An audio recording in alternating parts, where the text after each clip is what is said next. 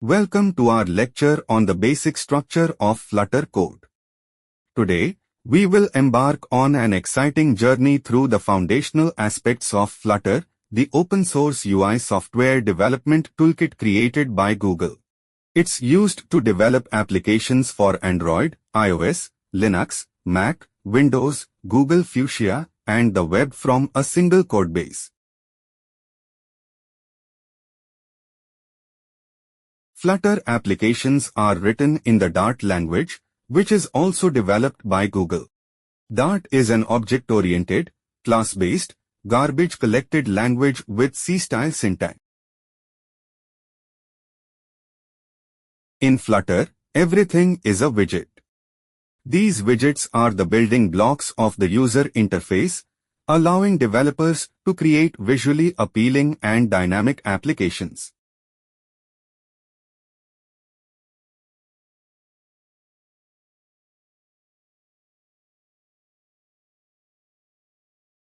Let us see the basic structure. At the beginning we can see My App, which is the user-created widget, and it is built using the Flutter native widget, called the MaterialApp. MaterialApp has a home property to specify the user interface of the home page, which is again a user-created widget, My Home Page. My Home Page is built using another Flutter native widget, Scaffold. The Scaffold widget provides a consistent visual structure to apps that follow the material design principles. It includes a variety of components like the app bar, drawer, bottom navigation. The Scaffold widget provides a consistent visual structure to apps. The Center widget has a property, Child, which refers the actual content, and it is built using Text widget.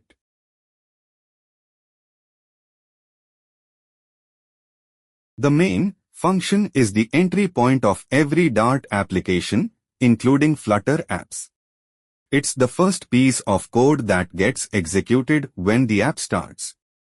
The runApp method is a built-in function provided by the Flutter framework. It takes a widget as an argument and makes it the root of the widget tree, which Flutter uses to render the UI of the app. It inflates the given widget and attaches it to the screen.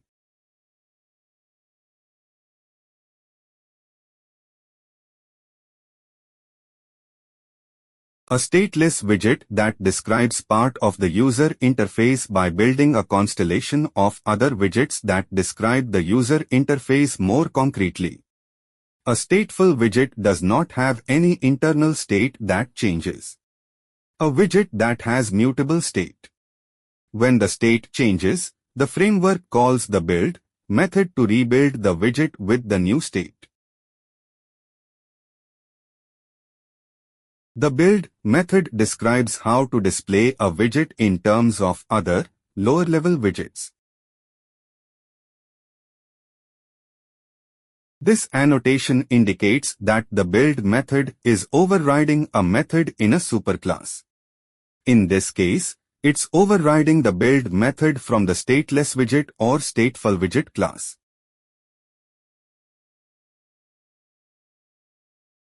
The build method takes a single parameter, BuildContext. This context provides information about the location of this widget in the widget tree and is used to fetch the nearest ancestor widget that matches a specific type. The build method returns a widget. In this example, it returns a MaterialApp widget, which is the root of the widget tree for this app.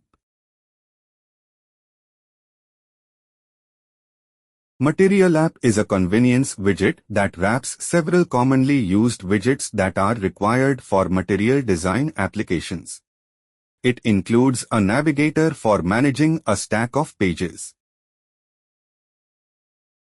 Inside MaterialApp, we use the Scaffold widget. This provides a basic material design visual layout structure. Scaffold includes several key components: app bar, This is the top bar of the app, which typically contains the title and possibly other actions. In this example, it's an scaffold includes several key components, app bar. This is the top bar of the app, which typically contains the title and possibly other actions. In this example, it's an app bar with a title.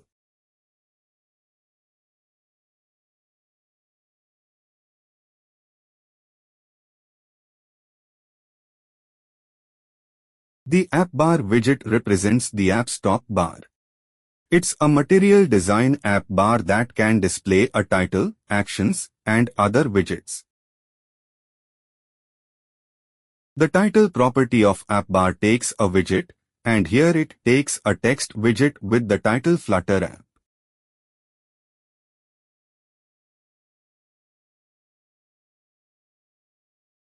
This is the main content of the scaffold widget. In this example, it uses a center widget. The center widget centers its child within itself. The center widget is a convenience widget that centers its child. Here, it centers the text widget. The text widget displays a string of text. In this example, it shows Hello, Flutter.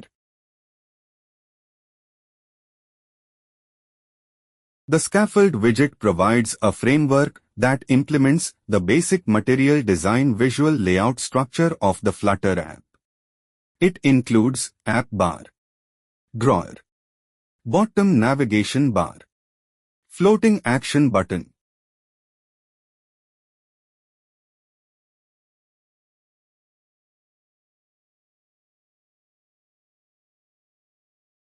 In conclusion, mastering the basics of Flutter, such as the distinction between stateless and stateful widgets, the crucial roles of the main function and runApp method, and understanding the build method, is essential for effective app development.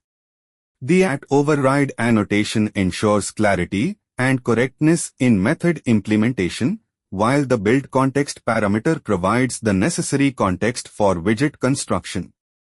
Furthermore, MaterialApp and Scaffold offer foundational structures for creating visually appealing and well-organized applications. Together, these elements form the core of Flutter development, enabling developers to build responsive, efficient, and beautiful mobile applications.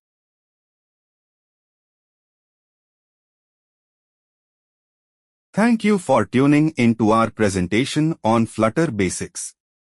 We hope you found it informative and engaging. Don't forget to subscribe to our channel and stay tuned for more updates and exciting content. Your support means a lot to us, and we look forward to sharing more knowledge with you in the future.